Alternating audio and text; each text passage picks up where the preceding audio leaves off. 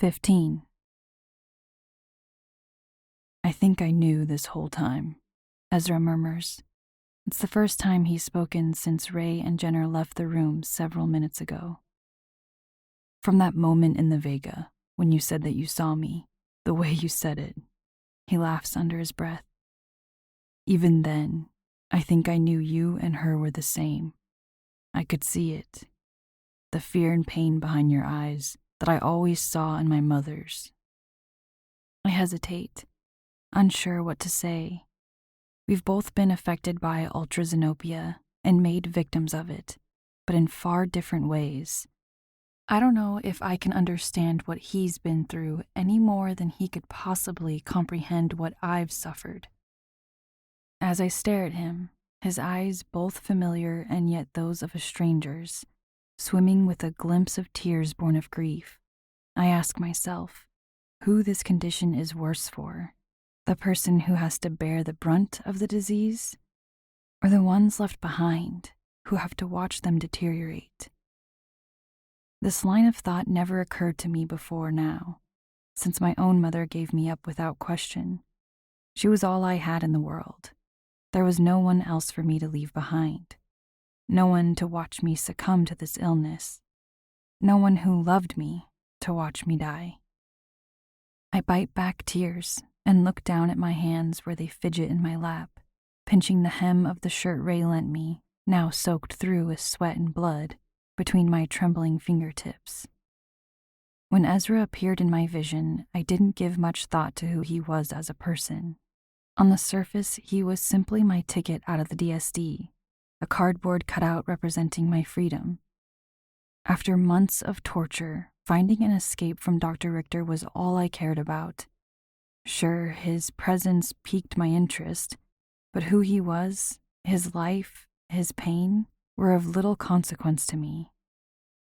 But now, instead of a potentially imaginary stranger in my head, he's a living, breathing person in front of me, and I can no longer ignore the who behind the hazel eyes boring holes in my skin, or what horrors or trauma made him that way. For the first time, I realize how selfish it was of me to seek him out. With what little I know about his family and past, I can't help wondering if my being here is a problem for him. I can imagine all too easily what he's been through, between the death of his mother and the broken bond with his brother, my own life an eerie mirror image of his pain. But what if those similarities between us are stirring up memories he'd rather forget? What if the very thing drawing us together is also the thing that pushes us farther apart? Austin. The forlorn timbre of Ezra's voice drags my gaze upward, and when our eyes meet, he clears his throat, hesitating for a moment before finally asking, "What did he do to you in there?" I cock an eyebrow. Can he not guess what I went through? Maybe he just doesn't want to envision the suffering his own brother is capable of inflicting. The memory of those unfeeling gray eyes washes over me. I'll spare you the gruesome details, but I will tell you, Richter won't stop until he gets what he's after. He didn't have any issue with risking my life in pursuit of it, and I doubt he cares about anyone else's. Ezra frowns, turning his eyes to the floor. It's my fault. I blink, taken aback by this confession. What? How do you figure? Silence stretches between us for so long I begin to think he won't answer. Then in a quiet voice, he says, "My brother and I have always had different stances when it comes to our political viewpoints.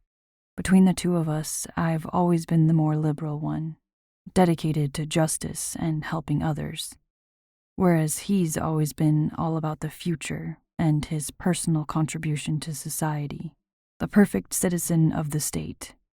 Despite that, we got on well enough, but our relationship took a turn after our mother passed, and it only worsened when I told him I was leaving home to join Phoenix. He spouted off the typical nonsense about it being a terrorist organization and that I was setting myself up for a hard life at best, and a painful death at termination at worst.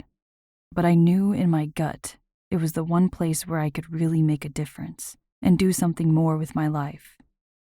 Where I could escape the confines of a tyrannical government that was dictating my every decision and that had snatched my free will away the second I was born. Passion blossoms behind every word as he rants, his eyes alight with fire and fury. He pauses to lick his lips and draw in a breath. So I ignored him and did what I wanted to do. It didn't help the situation that Ray chose to come with me.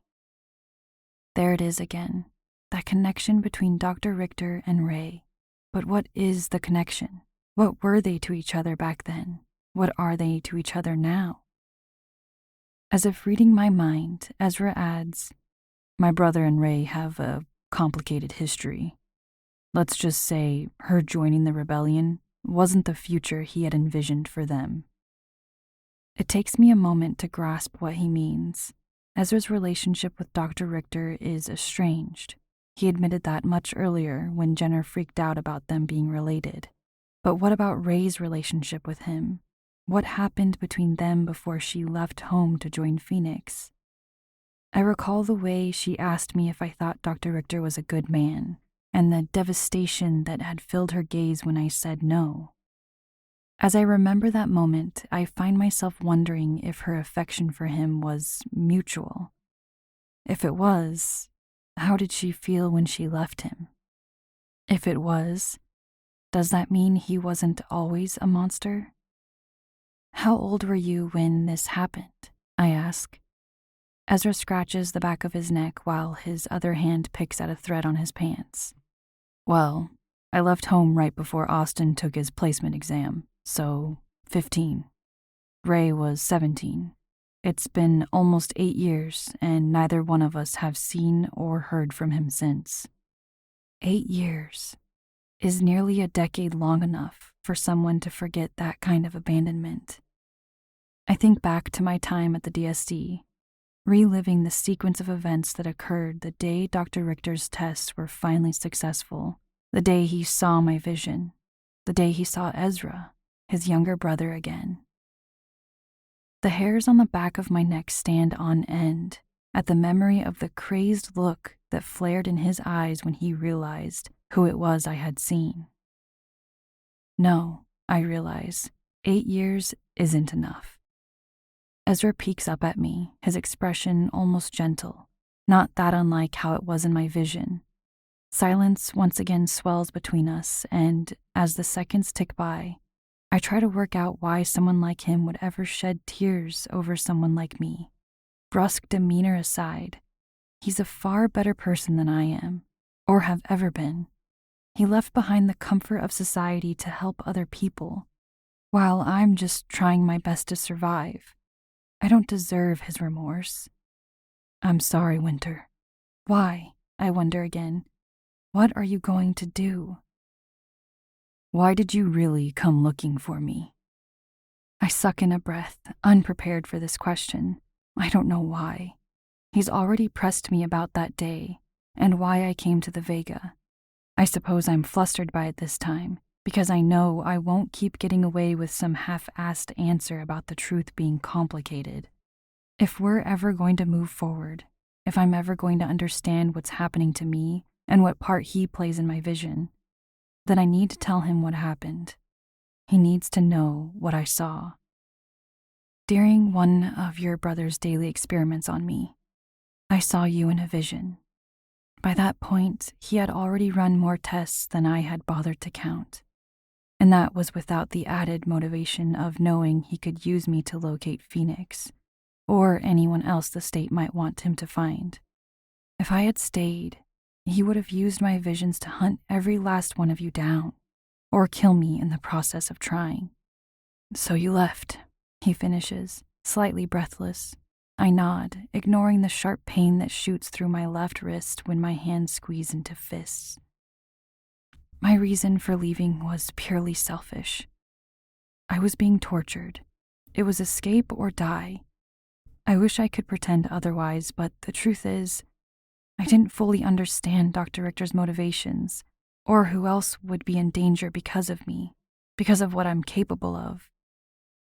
I I avert my gaze, not wanting to see even a hint of the disappointment I'm certain I'll find if I look Ezra in the eye. With this admission hanging in the air between us, I must look so small and unworthy of his help. Swallowing, I force myself to continue. That last day, once I made up my mind, I saw a glimpse of the Vega just before I escaped. I didn't have anywhere else to go, and it felt like the vision was pointing me in a single direction, a beacon of light guiding my way through the darkness that had cast such a huge shadow over my life in such a short space of time.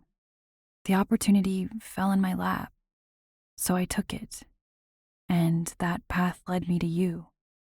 I'm only here because I want to understand why, and because I didn't know where else I could go where he wouldn't be able to find me. Ezra sits up straight and narrows his eyes. What was your vision about? The one where you saw me. I shift, uncomfortable beneath the touch of his gaze, as reluctance overwhelms me. Maybe because there was an intimacy to what I saw that I'm embarrassed to voice. Or maybe because I don't want to burden him with what that future means. Ezra cocks his head to one side, and there's something subtle about his expression that reminds me of how he looked at me in my vision, of how he will look at me. It was just you and me, I stammer. You were saying you're sorry. Oh. A trace of amusement crosses his face. What was I apologizing for? My throat constricts. I don't know. And I'm not sure I want to. His eyes flutter closed and he exhales, his sighs strained. For whatever reason, he doesn't press me on the matter. I suppose I do have a lot to apologize for. Ray would happily tell you as much. My pulse quickens. Like what? The way I've treated you, for one. He answers with a lazy shrug. He opens one eye to look at me, and an unfamiliar heat rises on my face, which I quickly hide behind my uninjured hand. My words escape through the cracks between my fingers. You weren't sure if I could be trusted. I get it. The precautions you took were necessary. But the way I treated you wasn't. I should have at least listened to you first. Been open to offering you the same help I've extended to everyone else here. The truth is, I was blinded by hate. I was blinded. He trails off. I arch a brow. Let me guess. By the white coat? A laugh more like a huff parts his lips. Yeah. Once I saw that DSD insignia, my fear took over. I allowed it to cloud my judgment. Except that's not entirely true. If it was, he wouldn't have bothered to save my life when I was bleeding out at the Vega.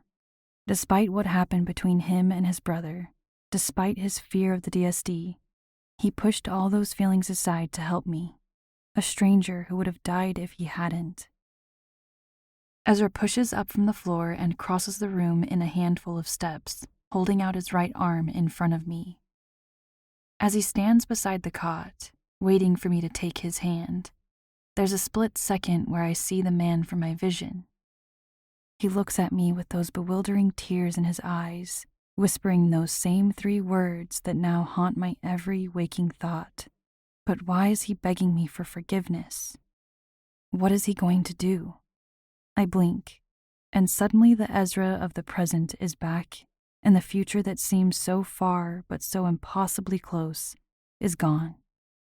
A ghost of a smile plays at the edges of his mouth, and as my eyes drop down to his hand, I will myself to jump across this chasm between us, to do the opposite of what Dr. Richter warned me about in the moments right before I fled the DSD.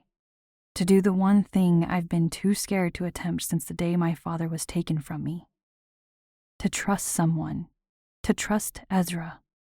The instant my hand slides into his awaiting grasp, he steps back and yanks me off the mattress. The nerves in my stomach flip when he turns and tugs me along behind him toward the door. Panic seeps into my voice when I ask, "Where are we going?" Ezra flashes a sly grin at me over his shoulder, the warmth lighting up his face unexpected and bright, like a ray of sunshine breaking through storm clouds. "Out of this room," he says, his tone buoyant. "You're not our prisoner anymore."